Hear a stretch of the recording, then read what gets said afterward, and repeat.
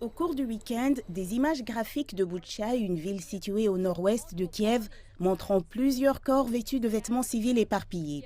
Kiev a rapidement accusé l'armée russe d'être responsable de l'incident, alléguant qu'il s'agissait d'un massacre délibéré.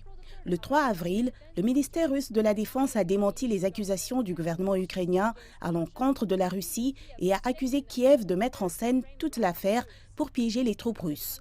Le ministère russe de la Défense a déclaré que les troupes russes s'étaient retirées de la ville le 30 mars, ce que le maire local a confirmé dans une allocution vidéo un jour plus tard, sans mentionner d'éventuels résidents locaux abattus dans les rues.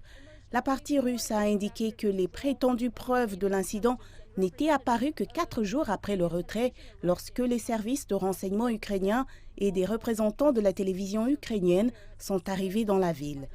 Et la déclaration russe affirme que de multiples incohérences montrent que l'affaire a été mise en scène par le régime de Kiev pour les médias occidentaux.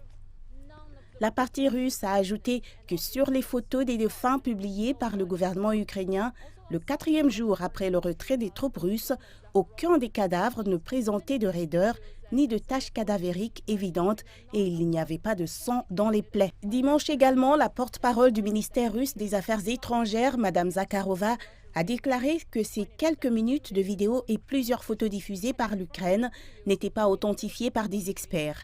Et elle est déçue que les dirigeants de certains pays aient tout de suite commencé à blâmer la Russie.